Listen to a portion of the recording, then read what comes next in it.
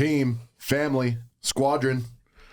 We're back with yet another episode of The Landing Pad with former Oregon Duck, Golden Door winner, legend in the space, Adam Clark. He's got some real zesty bars prepared, and I truly cannot wait to get inside the mind of this 700K rep. Yeah, that's no joke. No, it's not. I can't wait to dive in. As for right now, welcome out to yet another episode of The Landing Pad. Brother Clark, welcome to the landing pad. It's good to be here, man. It's good to have you. Happy to be here. We were just saying, dude, a lot of the time, people join the grid. It takes a couple summers to get into their belt before they make their way onto the pad, and you just got on here quick. Dude, yeah. It was funny when me and Bailey, when we came to the grit, like that was a huge thing for us, was being on the landing pad. Yeah. Because him and I, ever since I've been in the industry, I've listened to the landing pad. I've listened to Drew Hansen. I've listened to Cody Olive, you guys, and dude, it's been inspiring. Like, yeah. There's nuggets you can always pull from that. And I think a lot of listeners probably feel the same way with like the information you can get out of this podcast. Yeah, and we're super excited. Obviously, the bigger we've gotten, the more talent we're able to bring to the rookery, which soon will be actually our building, hopefully in the next month or so. But dude, we are super excited to have you on. But dude, Adam, a lot of people, they just saw your name pop up. They didn't know you. You're not an OG grit guy. Dude, talk. Yeah. Where are you from? What do you do? Who is Adam Clark? Yeah, dude. Well, I've been in the space for a while, so I'm a salty dog. I think so. Okay. I love that. But started in 2020, technically with like pest control sales. Where are you from originally, though? Twin Falls, Idaho. Okay. So a little bit more north of here. Went to school, as Easton said, University of Oregon. Go Ducks. Let's go Ducks. Come on. Big game this weekend. Big game this weekend. Big game this weekend. We'll talk about that later. Went to school in Oregon and started College Pro Painters franchise. It's like Certa Pro. It's basically like running a painting franchise, and you do some door-to-door with that as well. So I had a little bit of experience with that, and then transitioned to door-to-door pest control 2020. How did you get into the space? So in Oregon? No, I had a buddy that was really good friends with my brother in high school. That's how it always goes, right? Yeah. Someone's best friend is friends with someone, and they recruit you. Yeah. But yeah, my brother's really good friend in high school recruited me to the company that I worked at my first 3 years, Anthem Pest Control. And that's kind of how I got into the space. It was weird at first, right? It didn't sound normal, like door-to-door pest control. Like, what is this? Like, yeah. It was a different vibe for sure. But I'm grateful to be here in this space, dude. Love that, dude. For sure. So you blazed the trail. I'll go over your stats real fast, right? Super quick. Started in 2020. Mm-hmm. So this is interesting. I didn't even know this about you. 400 accounts, 240K. 2021, 400 accounts, 247K. 2022, 400 accounts, 267K. 2023, first year with the grit, 525 accounts, over 700K. Dude, that is wild, actually. Was it right? Like, was it 400 was like the goal going in every year? Or no, it looks like that. It's pretty even. My rookie year was exactly 400 accounts because my goal was 6 figures. I wanted to make 6 figures as a rookie. Yeah. And I didn't know anything about the space at all. I was coming from like an outside perspective of door to door. And that's a lofty goal for a rookie to make in their first year. But that's what I set out to make. And then the 400 counts just happened to be at that interesting goal. And then the next 2 years, it was great. The numbers are good for people, but like there was a plateau for sure. And it wasn't really what I was hoping for. Those weren't my goals those next 2 and 3 years. It was definitely way higher, but I still just kind of stayed there. There wasn't the growth that I was hoping for. And then fast forward to the grit, I had the growth I wanted to have. And there's a lot of factors to that, and I'm sure we're going to dive into that, but there's multiple different factors that went into that. Where were you in the company number-wise the last couple of years of 400 accounts with your previous company? I want to say my rookie year, I was actually like 3 or 4. Okay. And then my second and third year, top 5 most years. Every year actually at the grit or at the Anthem. Yeah. Yeah, top 5. And then coming to the grit, like I didn't have a goal to be like top 5, top 10, even Golden Door. Like that wasn't the goal. The goal was I want to ruffle some feathers. I want to stir up some pots. So the goal was to do all the revenue I've done at Anthem in 1 year. at the Grit. And I'm looking at the numbers. the notes aren't quite accurate yet because it's pending, because I got 2 more weeks to go out and put some more numbers up. But it'll be all the revenue I've done in door-to-door my first year at the Grit. That you did in the first 3 years. Holy. Yeah. Love it. I love it. I love it. I love it. I love it. And it's I love funny it. because I talked to Easton about this before the summer in his townhouse. We had this conversation. We were talking about First of all, a lot Like of goals. good stuff happens in the townhouse. Yeah, it's where the magic happens. great vibes, great vibes It's where the all the magic time. happens. But yeah, it's just cool to be here. It doesn't even feel real, honestly. It really I doesn't. love that. Adam, this is I'm so curious, and I love having guests on that we've never had before because So good. I love the Salty Dogs. We just recorded Chuck's episode and it's unreal. But I love hearing things for the first time. Walk us through not just the decision-making process of like what was going into your decision to switch companies, put yourself in a different environment, but what all went into the decision-making process as you were committing yourself to do this massive thing, which is go and sell, some version of 740 or 50K. Well, dude, it's crazy, right? At my last company, I didn't think a golden door was possible for someone like me. Because at my last company, that was 1,000 accounts. There was no revenue getting you there. It was definitely the 1,000 account number. And that's just a lot of accounts. I just never thought that was possible. Fast forward to the Grit. Once I signed on with the Grit, I didn't even think I was going to sign on. I was super hesitant. I was like, I'm not going to sign on. I'm going to take a meeting. I'm going to hear this out. A week later, I was signed on to the Grit. Yeah. That's how it works. But I think the biggest thing is just seeing all the people that do it. It's not just 1 or 2 guys like, oh, that's just those top guys. Just Bobby and Joe. That's not like us. We're the average people. At the Grit, there's so many different examples of people killing it. There's a guy who's done it for 5 years and gets a golden door. There's a guy that comes out as a 16, 17-year-old rookie, does a golden door. Like there's whoever you are, you can pick someone and you can find someone that you can kind of latch onto and have the same results and success if you want to. Like it's there if you want it. You just have to plug yourself into the right system to get there. Who would you say, in your experience here, who would you say you've latched onto and how have they affected your results this year? Oh, dude, that's so easy. Like Zach Seeger and Drew Hansen for sure. I mean, I've listened to Drew Hansen since I was a rookie at Anthem. And I remember talking about numbers that the Grit was putting up, even in recent years, that people in my own company were saying that's not possible. That's fake. It's not real. Because it doesn't seem real, honestly. It really doesn't until you get here. But I think with Zach, a guy like him, dude, when he said he was going to do a double golden door, I was like, that's crazy. And then before the summer, he texted me and Bailey because we were running the office with him, and he said, well, boys, goals have changed. We got to do 1.5 million. God, that's for the psycho. And we didn't even second guess it, right? Like, we were like, all right, yeah, he's going to do it. Because everyone at the Grit is a man or woman of their word. There's people out there still knocking. It's September 21st, and they're out there, and they're still making it happen. So, yeah, for sure, Zach and Drew, like, absolutely. Those guys have been incredible along this journey. My biggest thing, I love being, I think that this is probably our biggest tool in recruiting. Dude, back when I was with Aptiv back in the day, there was one guy that did 1,000. It was Brigham Lindsay, right? And like, Dog. He's a dog. He's a dog. I've got nothing bad to say about that guy. But to this point, dude, when I was 21 years old, fresh off my mission, that was the guy that was selling 1,000. He's like 35, whatever he was. He's a dog, dude. I mean, that guy's got the story of stories. We'll probably have him on this year. I'd love to. But dude, I can't relate to that. I'm not Brigham Lindsay, dude. I'm not a 30, 35-year-old guy that's just a dog. Hard as nails. Right? Like, Yeah. But what's so cool about the Grit, dude, I actually think, hand to the Bible, I think we're going to have 35 golden doors this year. Yeah. 35.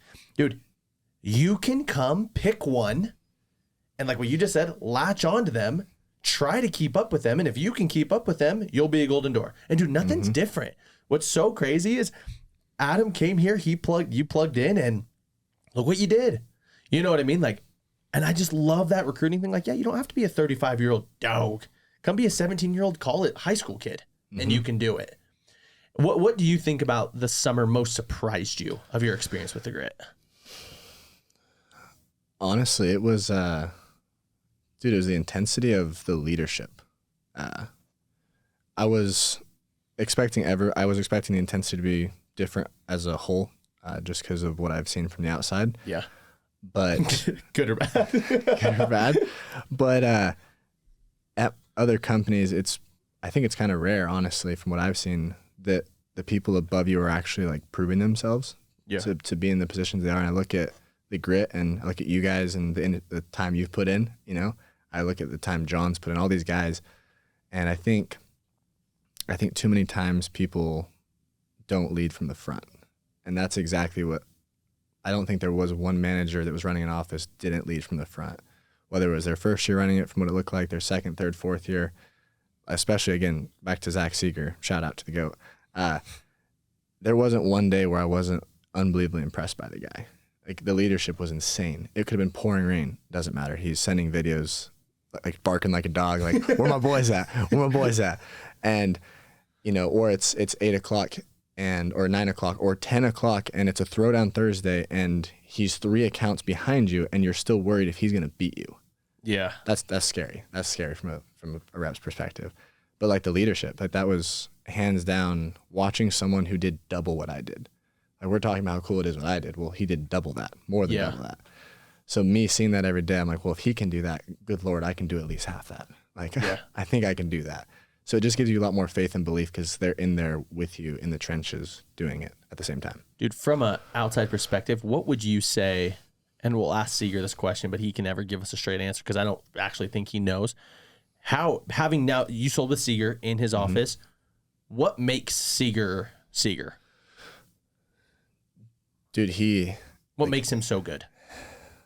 It's a multitude of things. I think it's like, you got to look at his whole life. I don't think it's just like one or two things that led up to it. I think it's a lot of things have led up to it. And he has that winning. He wants to win, dude, no matter what it is. Like, that's what it is. We could be playing Lightning before the morning meeting. He's not good. He's not. Sorry, Zach, I love you, but dude, you're not good at basketball. But dude, he wants to win and he loves his people like more than anything. Like, he would do anything for any of us. More things we can get into later. But the guy's a dog, and he would run through a wall for us. And I think to him, winning means something different than it means to most people, honestly. I think that's the biggest thing, for sure. Adam, since you've plugged in here, and obviously the results have been amazing, and from what it sounds like, the experience has been amazing. But I think most people's development starts in the same place. And I think people end up plugging into the culture, and they end up adjusting not just like their sales habits, they start adjusting like the way that they interface with just life and people and work and goals and failure and all of it. It really is like a total paradigm shift as you plug in here. In what ways have you seen yourself just as a human being develop the most since you started working with these guys? Dude, I'm so happy you asked that. Because I thought about that a lot. Like, I'm so much happier. Like, everything is so much better. You know, my girlfriend, shout out Sonia, beautiful Sonia. For the record, Seeger did say, he's like, something about Adam, because I call him like, what about Adam? He's like, well, I know he loves his girlfriend. So good guy. Good guy. That is true. Very true. But I was talking to her about this, and that's the coolest part about the grit. It's not just a bunch of guys doing a bunch of sales numbers, and then the rest of the year, they're just the worst human beings on the planet. Like, they're actually really good guys too, like really good humans. And it's not just in a financial category or spiritual or physical or any aspect. It's just as a whole, like, it's just good people to be around. And I think that's really rare in this industry. Like, it's a very, dude, don't take a meeting with someone because that just shows you don't trust us. Oh, like, there's just all this like lies and deceit, and it's sad to see. But that's why I like the grit is we're putting a change to that. It's different now. We're putting so much more clarity to the industry, standardize everything, all the good stuff. But I think the biggest thing, dude, is like, it makes you want to be a better person in all categories. Like, I want to be a better man to my girlfriend. Like, I want to be a better son to my parents. Like, just all categories. Like, that's why I like the grit. That's why Zach is a great leader. Like, it's not just the sales he showed. A lot of it was everything else he showed as well, which I think is rare in a job like this with really young individuals. Like, keep in mind, these guys we're talking about are like 25, 26. Yeah, young. Like, young men, boys, kind of like they're young, right? Like, It's rare to find any job, let alone a job with such young individuals. Yeah, I've got a question. We asked the same question to Chuck earlier on, dude. Like, so now this was your fourth summer. You went through 3 summers. Where did you sell all 3 summers? Which markets? Down south, baby. Down south. Good old Atlanta, Georgia. All 3 years. Georgia, Yeah. Georgia. Did some preseasons in Texas, but yeah, all Georgia. Well, dude, like after you've done 3 years, you get the job, right? You've done it now 3 years. You're clocking in and clocking out. 400 accounts, 400. Like you know what you're doing. I would want to say specific to this year, what do you feel like was the biggest like lightning or the biggest light bulb moment for you? Like a lesson learned from this year that was so different from the previous 3 years. I think finally, there's two big things. Number one, systems and training. The Grit has incredible systems for everything. Whether it's recruiting, there's a system for it. Having a meeting in the summer, there's a system for it. Most other companies, for the managers out there listening that are at other companies, you know that it's more like, okay, well, what am I going to do for the morning correlation? What YouTube video am I going to look up to play at the morning correlation? Like, what am I going to put out there? Shine. What a hype am I going to give to the guys and gals this morning? But everything is structured. So surprisingly enough, in my 4th year, I learned more about actual sales than in my other past 3 years. I learned how to sell better. Like that was actually a big factor. Not necessarily the script. The script's the same, right? And spiders, wasps, neighbors, bugs, Doors, normal trucks, normal half stuff, off, right? Oh But actual sales skills, just tactics, right? And then the other half of that is going to be Calvin's training from last GPS. There's going to be, stuff that comes up, crap you don't want to deal with, but you just have to accept it. And I finally believed that it's not, oh, that's Drew Hansen, that's Zach Seeger. It's like, I'm up there with those guys. There's no reason I can't. And I wanted to prove that I can do just as much as anyone else can. There's no reason. These people are not vastly different than I am. Like, I'm so capable. So I think it was just self-belief, honestly. But that came from being around the right people, because I didn't have that same self-belief when I was at my other company. So self-belief can sometimes be there, but not be brought out unless you're around the right people. So being around the right people is huge.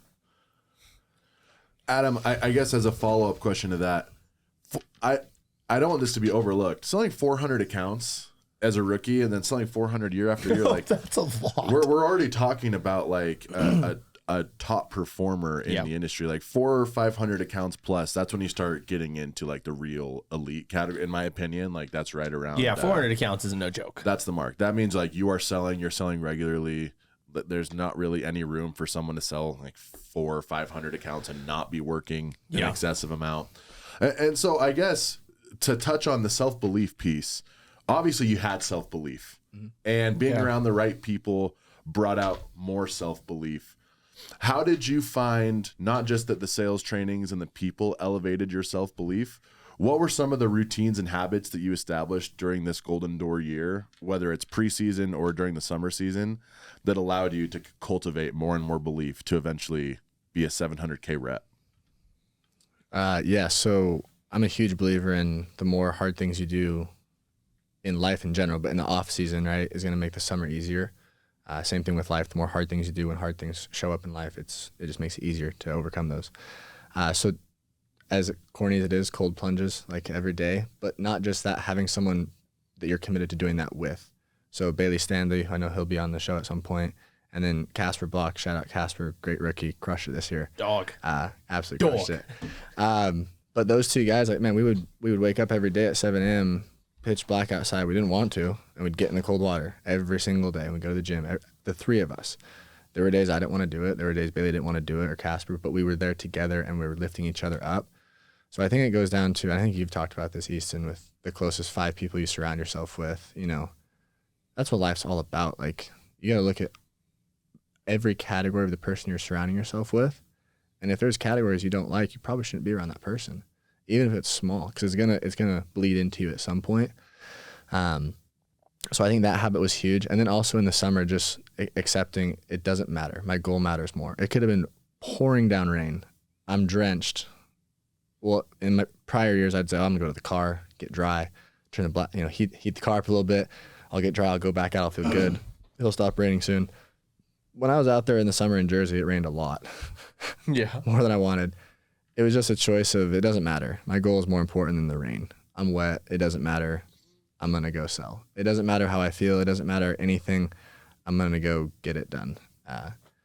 Because at the end of the day, moving to a company like this and being around these types of people, like, you have to be so committed to your word. So just understanding, back to Calvin's training, nothing else matters. Like, you just have to set on your goal and just go. You're going to run into crap, just go. So I think that was the biggest thing, is just not letting anything stop me throughout the days. And that's the thing, dude. Talking about work ethic, right? Dude, I mean, you could probably speak to it. How much harder, let's say your previous company, you worked 5 out of 10, 7 out of 10, whatever. How much harder do you felt like you worked this last summer at the Grit? Well, dude, it's interesting, a lot more. Really? Because my rookie year, dude, confidently speaking, I was an animal. Like, I worked Monday through Saturday. There was no day off. It was full day every single day. People could be at the lake. The whole team, the whole company could not be working. I was working. I had a goal. I didn't understand when people weren't working. You're out there for 5 months, make money. Yeah. But then something happened my second and third year, plateau. Like, a lot of people in this industry, they have that happen. They hit a plateau and they don't hit what they want. So yeah, at the Grit, I totally worked harder than my last year, my last company. We'd hit 5, 6 o'clock. We'd have a couple sales. Hey, you want to go to the range? You're chilling. You want to go do something? Just because there was no one else pushing themselves, and all ships rise with the tide, right? Like, that's why we have 30 plus Golden Doors this year. So yeah, I think I definitely worked harder just because I wanted it more, and everyone else around me wanted it. So it made sense. I was about to say, speak to how much easier it was, because that's the thing, dude. You're already talking about this, dude. Doing it by yourself is just hard, right? And I think that's why, right? Our year 1 at the Grit, 4 Golden Doors, or 4? Yes. 4, 11, 14, 30. Yep. Dude, I actually think there's a world with next year we have 50. Right? Maybe we don't. Maybe I'm putting my foot in my mouth, but like, it totally could happen. Why?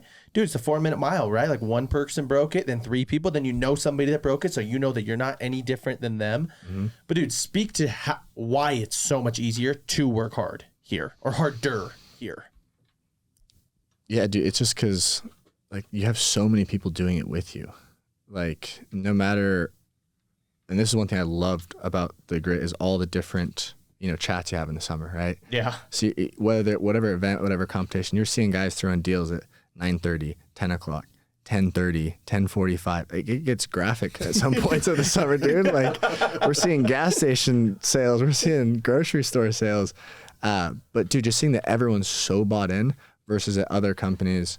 Like, I have total respect for the top guys at smaller companies where there's like a drastic, where it's like, number 1, 600, 500K, number 2 or 3, 200K. Like, I have respect for that guy. That's hard to do that without people around you. That's a special person.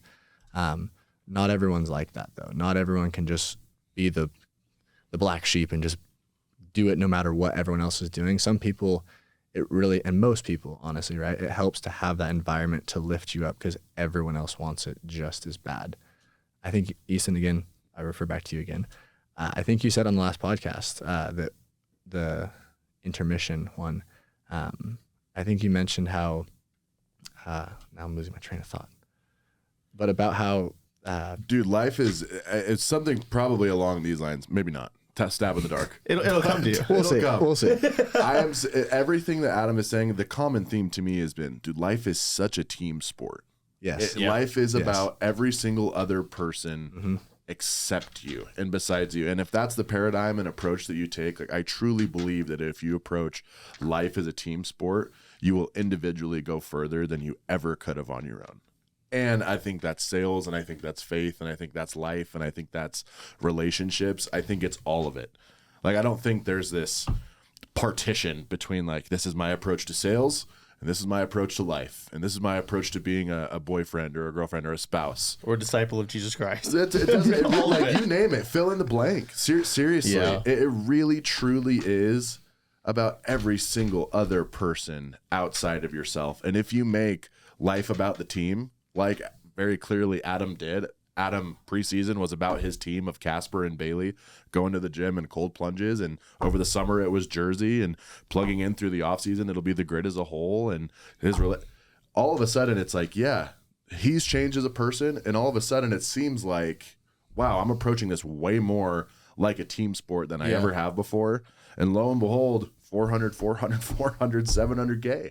It's so interesting to see, like, wow, the moment that we started approaching this as a collective, as a group, as I threw myself in with this group of people who I think is like-minded and who want the same things and who push for the same things and fight for their people. All of a sudden, oh wow, this is a team that I fit in and I belong here. The results speak for themselves. Dude, the grit, the more and more that I sit down with guys like Adam, that will sit down with Bailey, Zach Kinzel, guys that come over from other companies.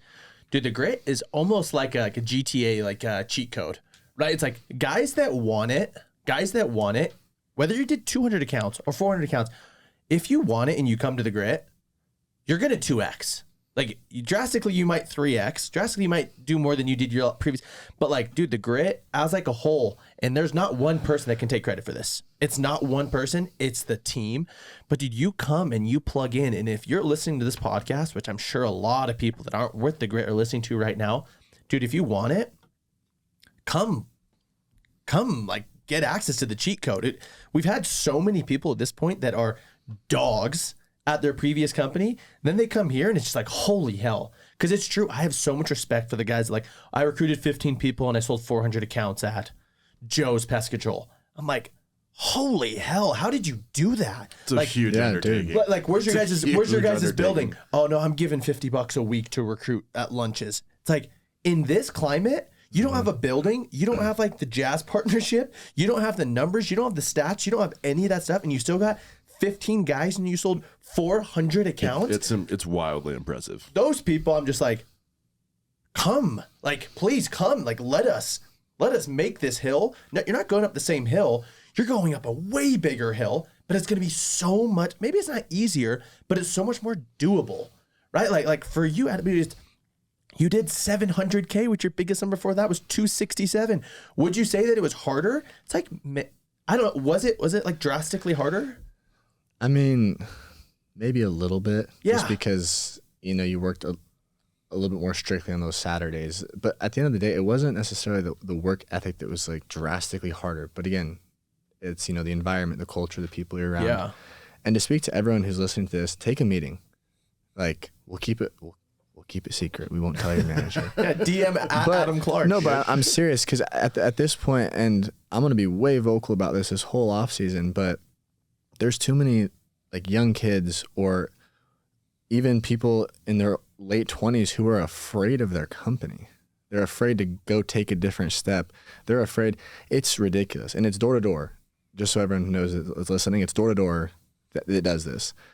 Like, there's no, these things that you're being held by with your other company, non-competes, all these things that are out there, they don't exist in other realms. Like, a job can't stop you from working, guys. If where you're at, and this is a hot take, but if your manager, leader, whoever above you is shunning you away from taking a meeting because they think that you are disrespecting the company or you are not faithful to the company, I would seriously take a look at where you're at.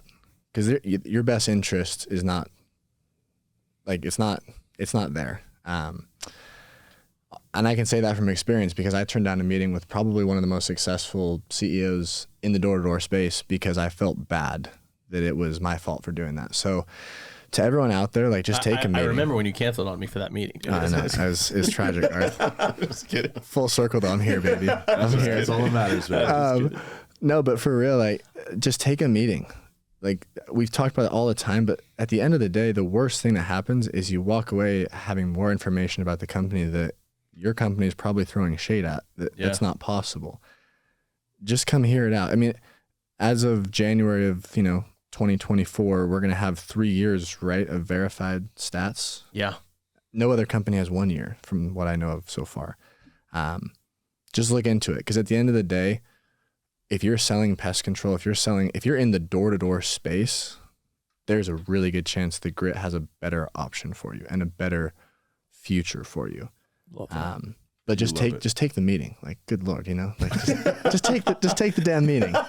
It's not the worst thing, right? Like, I was so against taking a meeting more than anyone. Like, I was like, this sounds good. I'm going to go out for the summer though. I already committed. This sounds cool. It's September. Already committed for the next year. Hit me up next August. I'll be ready to go. That just sounds stupid now that I look back at it. But at the end of the day, like there was no way it couldn't make sense. Right. Yeah. And that's not just a sales tactic. That's not just anything. That's literally, hey, we want this to work for you. And if it works for you, we're going to show you. And if it doesn't, we're also going to show you. Like, it may not work for you, but I love it. I love it. It's so clear that this is someone like speaking so fervently from like, this is like raw, this is personal. Yeah. yeah. To shout out Dion, even though he's the enemy this weekend, it's personal. Yep. Adam, to wrap up, this is a question that we're asking most of our guests, and I would love to hear your insights on it. What is grit to you? Dude, grit to me it's something so much bigger than pest control or solar sales or any of those things. Dude, it's family. It's a bigger purpose. It's a bigger vision. It's like we always talk about, it's impact, right? Like that's what the grit is impact. And there really isn't a better place to be right now in the door-to-door space than the grit. And yeah, the grit to me, it means impact because my life is forever changed being here.